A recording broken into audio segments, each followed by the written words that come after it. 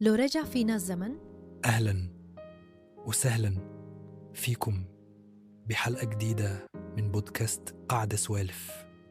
معكم فادي ومعكم لين، واليوم حلقتنا فيها شوية حنين، شوية فضفضة، وشوية فلسفة خفيفة.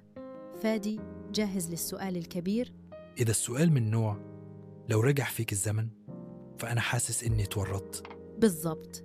سؤالنا اليوم: لو رجع فينا الزمن، شو في شي بتغيره وشو في شي مستحيل تلمسه؟ سؤال تقيل بصراحة. يمكن أغير كم قرار أخدته بسرعة، زي مثلاً لما تركت دراستي أول سنة جامعة وقلت مش لاقي ليه. بتندم؟ أحياناً، بس لو ما تركتها ما كنت اشتغلت بالمجال اللي بحبه اليوم. يعني يمكن الغلط هو اللي وصلني للمكان الصح. وهون الحلاوة، في أشياء بنفكر إنها خسارة، بس هي فعلياً اختصارات للطريق.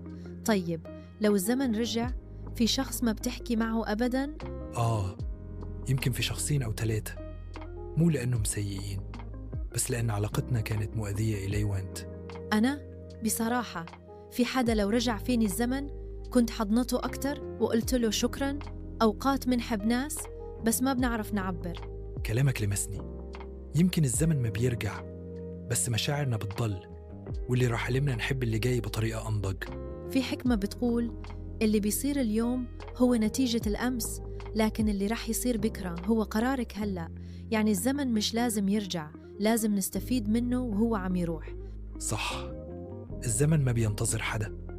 طيب، خليني أسألك، لو تقدري ترجعي ليوم واحد من الماضي، أي يوم بتختاري؟ واو، يمكن يوم كنا مجتمعين كل العيلة زمان، قبل ما يتغير كل شيء. كنت أرجع أتصور أكتر، أضحك أكتر، وأقول لكل واحد فيهم بحبكم. حسيته عن جد. أوقات لحظة بسيطة بتعيش معنا سنين. طيب، نلطف الجو شوي.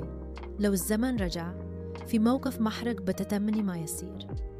طبعاً، يوم وقعت قدام الصف كامل بالمدرسة، والشنطة فتحت وكل شيء طار. من يومها وأنا مشهور بلقب الرهيف. إياه. ها ها ها ها ها، رهيف؟ طيب، منيح ما قالوا عنك بليونسيغا تلا. يا ريت رجع الزمن ومسحت هاليوم من التاريخ. بس يمكن هو اللي عملك محبوب. الناس بتحب اللي بيضحك على حاله. صح، والنهاية ماضينا جزء منا، فيه الوجع وفيه الضحك وفيه الدروس.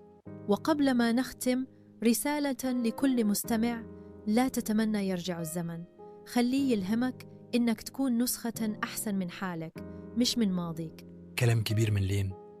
يعطيكم العافية، منحبكم كتير، ونشوفكم الأسبوع الجاي بحلقة جديدة من قعدة سوالف.